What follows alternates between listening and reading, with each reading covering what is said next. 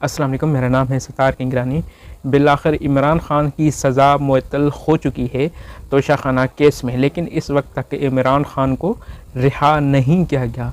इमरान ख़ान को एक दूसरे केस में इस वक्त तक जेल में रखा गया है और कभी इम्कान है कि कुछ ही अरसे में इमरान ख़ान रिहा हो सकता है। लेकिन इस वक्त जब इमरान ख़ान की रिहाई का एक हुक्मनामा जारी किया गया था, तो उसी एन वक्त दूसरी स्पेशल कोर्ट ने एक आर्डर जारी किया साइफर केस में कि इमरान ख़ान को 30 अगस्त तक जेल में रखा जाए।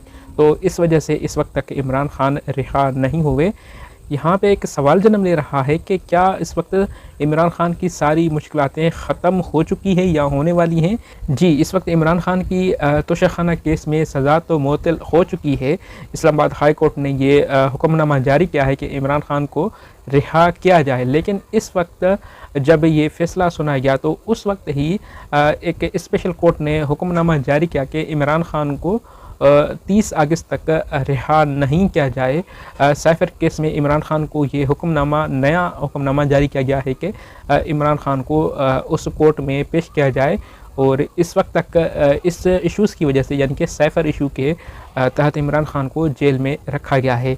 सबसे अहम सवाल तो ये है कि क्या इमरान ख़ान की मुश्किलातें ख़त्म हो चुकी हैं या आने वाले दिनों में मज़ीद मुश्किलातें बढ़ेंगी? जो मैं समझता हूँ कि इस वक्त तक इमरान ख़ान की मुश्किलातें ख़त्म नहीं हुई। इस वक्त तक कुछ इदारे नहीं चाह रहे कि इमरान ख़ान को फुली छूट दी जाए।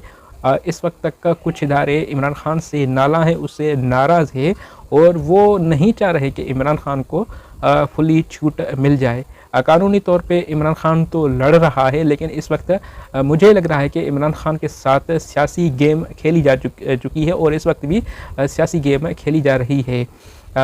इस वक्त इमरान ख़ान की मुश्किलातें कम नहीं हुई।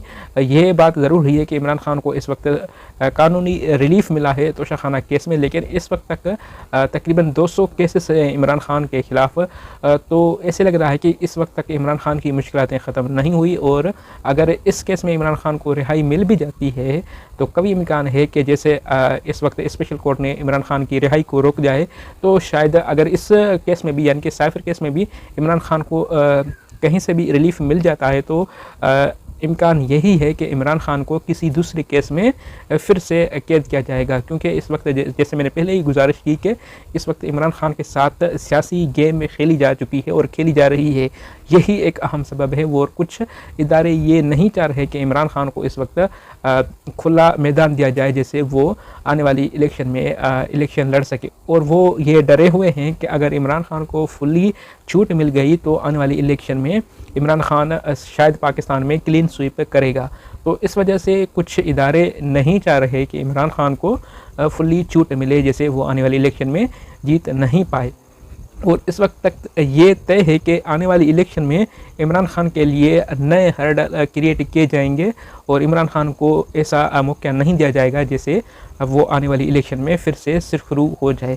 तो इस वीडियो को मैं कंक्लूड करूँ कि इस वक्त इमरान ख़ान को वक्ती तौर पे कानूनी एक रिलीफ मिल चुका है तोशाखाना केस में, लेकिन इस वक्त तक इमरान ख़ान के जो मुश्किलात हैं, इमरान ख़ान के जो इम्तिहानात हैं, वो इस वक्त तक कम नहीं हुए और आने वाले दिनों में भी शायद ये इम्तिहानात, ये मुश्किलातें कम नहीं होंगी।